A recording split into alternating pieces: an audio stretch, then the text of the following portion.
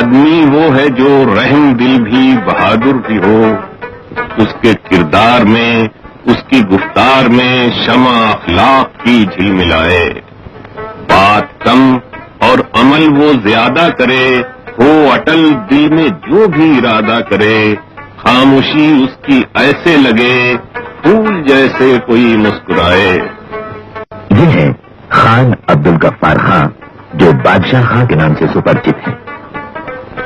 बादशाह खां हमारी आजादी की लड़ाई के एक अग्रगण्य सेनानी रहे। इनके ज्वलंत देशभक्ति और सौजन्यपूर्ण व्यवहार ने अंग्रेजी हुकूमत के छक्के छुड़ा दिए थे। गांधी जी के ये निष्ठावान अनुयायी सत्य अहिंसा के आदर्श उपासक रहे। गांधी जी उन्हें देवता पुरुष कहते, देशवासी उन्हें सीमांत गांधी के नाम से जानते और उनके अपने पख्तून लोग उन्हें अपना बादशाह मानकर बादशाह खां के नाम से पुकारते हैं।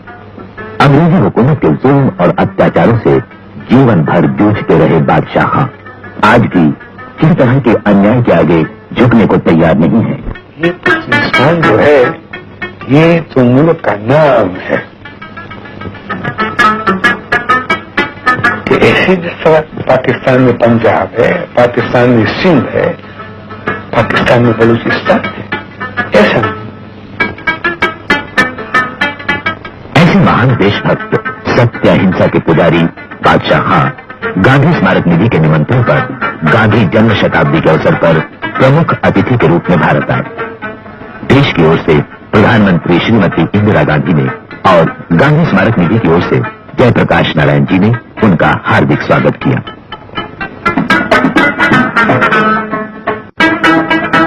स्वागत के उत्तर में बादशाह खां ने कहा, मैं यहां जो आया हूं इस तरफ की नहीं आया हूं कि आपको महात्मा गांधी ने जो सबक दिया था उसकी याद दिलाने के लिए आया हूं।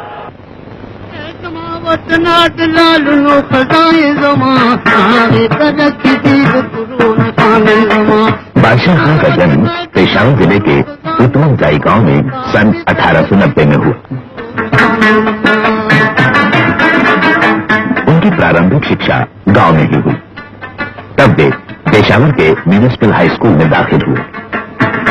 इसके बाद वे Edward Church Mission High School में उच्च शिक्षा के लिए गए। इस समय बर्नी काका नाम का एक नौकर उनके साथ था। आर्यों का खून जिनकी रगों में प्रवाहित है, ऐसी ये पठान या पख्तून जमात बड़ी बहादुर और लड़ाकू कौम है। इन लोगों को फौज का बड़ा आकर्षण रहता है। बादशाह खां ने भी बर्नी काका के कहने में आकर बगैर घर वालों को बताए हिंदुस्तान के कमांडर इन चीफ के नाम डायरेक्ट कमीशन प्राप्त करने के लिए दरख्वास्त कर दी। कमीशन मंजूर हुआ।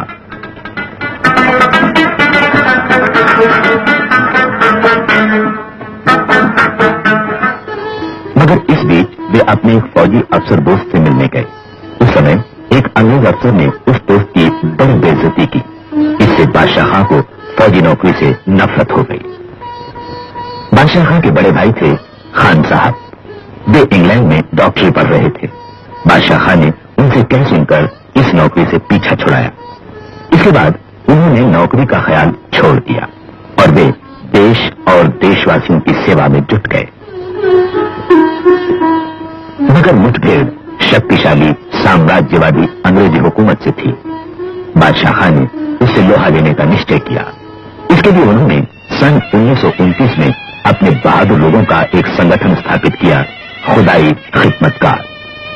स्वयं सेवकों का यह दल सत्य और अहिंसा के मार्ग का अनुसरण करता और आजादी की लड़ाई में अग्रसर रहता। उनके हथियार थे असहयोग और सविनय अवज्ञा आंदोलन। इससे अंग्रेजी हुकूमत बौखला उठी और इन खुदाई खिदमतगारों को कुचल डालने पर कटिबद्ध हो गई। ऐसी शक्तिशाली सरकार से टक्कर लेना आसान काम नहीं था। इसलिए खुदाई खिदमतगार सहयोग मांगने मुस्लिम लीग के पास गए, मगर मुस्लिम लीग ने किसी भी तरह का सहयोग देने से इनकार कर दिया। तब बादशाह खां ने मदद के लिए कांग्रेस की ओर हाथ बढ़ाया। क्योंकि कांग्रेस भी आजादी के लिए ही अंग्रेजों से लोहा ले रही थी। उनके पास गए, उन्होंने कहा अगर तुम्हारा मकसद भी मुल्क को आजाद करना है, हमारा मकसद भी है, और दुश्मन तुम्हारा भी अंग्रेज है, हमारा भी है, तुम भी गुलाम, हम भी गुलाम। इस प्रकार बादशाह खां अपने अनुयायियों के साथ आजादी की लड़ाई में कांग्रेस के साथ कंधे से कंधा लगाकर कूद पड़े।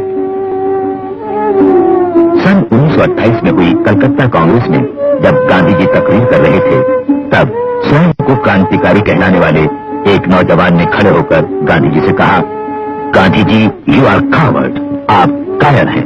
ये सुनते ही बादशाह खां सत्ते में आ गए, मगर गांधी जी ने इस पर कोई प्रतिक्रिया व्यक्त नहीं की, वे केवल हंसते रहे। अपने विरोधी के साथ गांधी जी का ऐसा सौजन्यपूर्ण व्यवहार देखकर बादशाह खां बड़े प्रभावित हुए और वे गांधी जी के अधिक निकट आ गए। गांधी जी के बताए हुए सत्य अहिंसा के मार्ग पर अपनी बहादुर जमात को ले जाने वाले बादशाह खां देश में सीमांत गांधी के नाम से जाने गए। बादशाह खां का संपूर्ण जीवन अंग्रेजी शासन के जुल्म, ज्यादती, अन्याय, अत्याचारों का मुकाबला करने में बीता। भीषण जेल यातनाएं उन्हें सहनी पड़ी, मगर अहिंसा का ये पुजारी सच्चे सत्याग्रही की तरह उन्हें सहता रहा, उनके आगे झुका नहीं।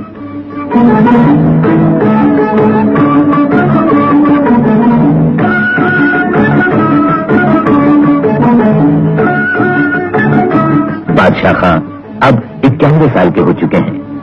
इनमें से उनके अनेक महत्वपूर्ण वर्ष जेल में बीते।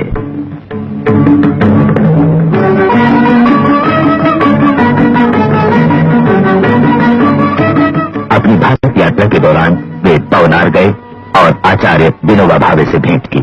तो मैं आपको कहता हूँ कि हिंदुस्तान के लोग जो हैं, गरीब लोग खुसूसन जो हैं, वो तो बहुत अच्छे लोग हैं, लेकिन उनको समझाने वाला कोई नहीं। उन्हीं दिनों अहमदाबाद में हुए सांप्रदायिक दंगे की खबर सुनकर वे अस्वस्थ हो उठे। पीड़ित अंतःकरण से उन्होंने कहा, मजहब के नाम पर आप देखें लोगों को मारते हैं, उनके घरों को लूटते हैं और उनके घरों को जलाते हैं।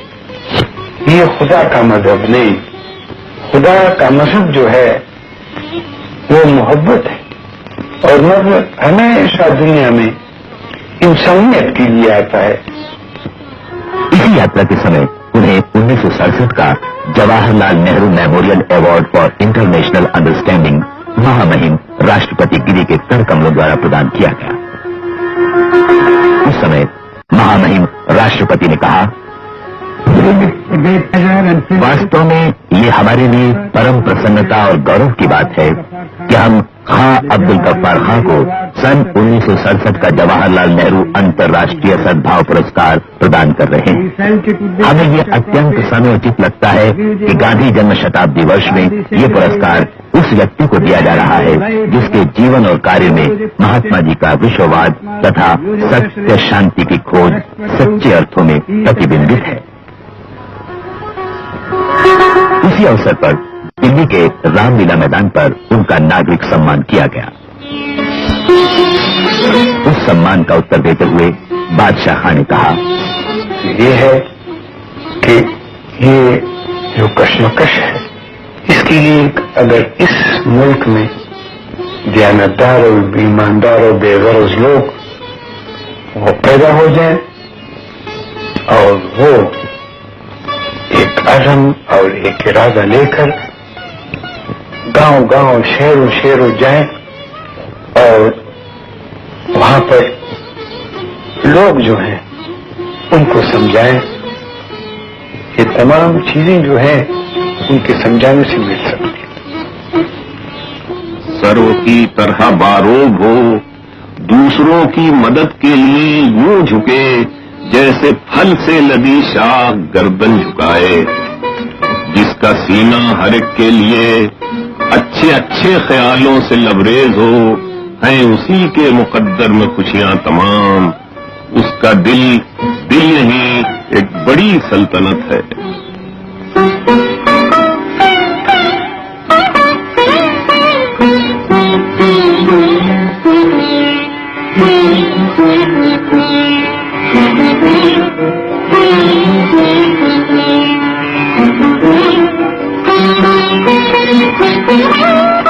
है।